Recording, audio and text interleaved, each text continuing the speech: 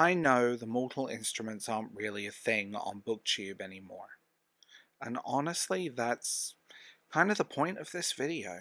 I want to start this one with a confession. I did not get into the mortal instruments because I thought they were literary masterpieces. I didn't read them because I thought, oh yes, this will change the embodiment of my soul. I read them because a friend in art school handed me a book and said, trust me. And at that time, that was enough. These books were fluff, pure, unashamed, brain-switchy off escapism. Urban fantasy, shadow hunters, angels, demons, Draco Malfoy in leather pants fanfiction energy. And you know what? That was the point. I'm Darv James and this is the Bald Book Geek. If you want to support this weird little channel, you're welcome to leave a comment, subscribe, hit that hype button. Do whatever you want. You also can support this channel other ways. If you want to join Patreon, channel memberships, Ko-fi, Substack, whatever the hell you want. And this is part of the 10-year series, going back, looking at the books that define this channel, and we're going right the way back with this one. When I first picked up City of Bones, I wasn't looking for depth. I wasn't looking to sit there and analyse pacing or character work or thematic cohesion. I was tired.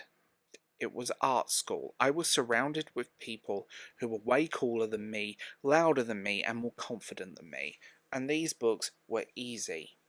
They didn't ask anything of me. They didn't want me to be clever. They just wanted me to turn a page. And at the time, that was perfect. Let's be real, I think we all need that now and then. Now, rereading them 10 years later. Yeah, I see the problems. I saw the problems then, in fairness. The pacing is all over the place. Some of the characters, or a lot of them, are walking archetypes wearing skinny jeans and trauma. This is peak young adult urban fantasy from that era. There's romantic tension. Will they, won't they? Did she kiss her brother? Epic battles, long scenes of people staring at each other, sometimes vacantly and sometimes intensely, depending on the chapter. And I'm going to say this very clearly, these are not good books. I didn't think they were good books when I first read them. I knew that. I know that now, but I enjoyed them, and there is a difference. Yes. There was adaptations. Briefly, I'm going to mention this. We don't need to dwell on them. There was a movie, and I will go on record as saying this is a guilty pleasure.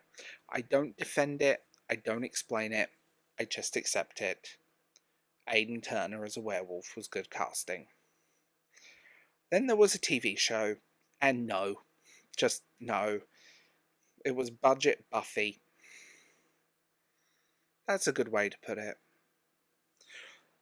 But that's not what this video is about. They're footnotes, we move on. What's funny is that when these books came out, City of Bones was 2007 and the final book was like 2014, I talked about them on my original channel, Will for the Win, which wasn't a book channel. They were footnotes there too. They'd always existed on the edges of what I do in some weird way. Never centre stage, never something I planned to plant a flag on and go, here I am, and yet here they are. Because there was something unexpected happened when I reread them. I expected to cringe my way for every page.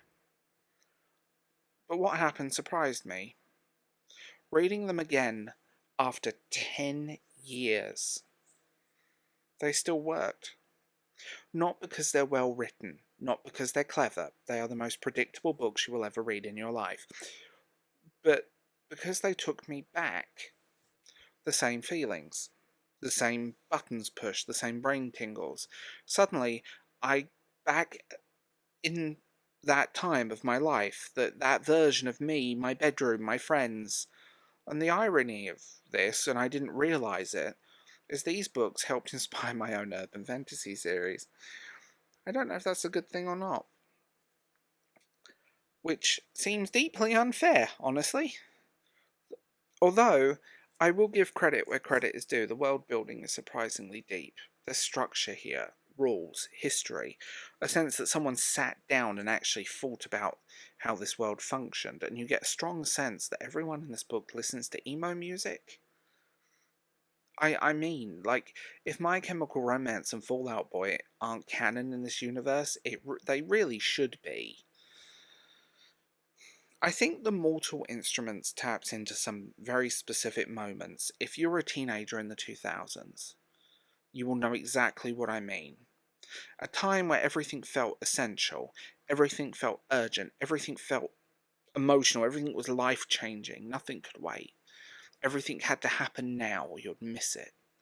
These books live in that weird emotional space. They're messy, they're dramatic, and they're not subtle.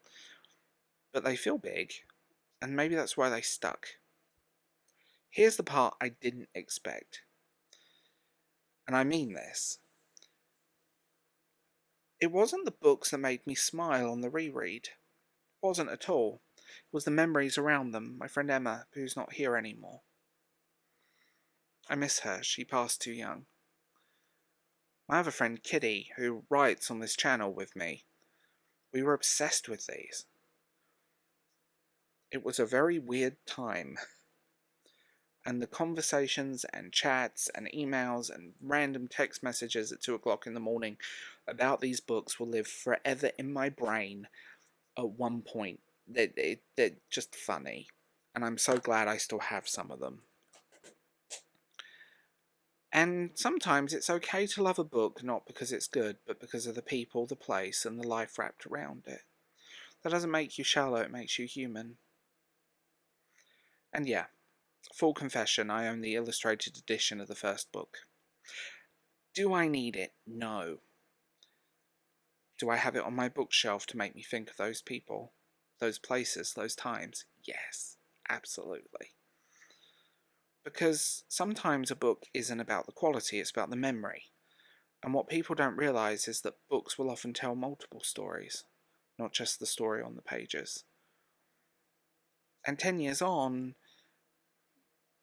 yeah, it was nice to go back, be that teenager again. I miss him. But yeah.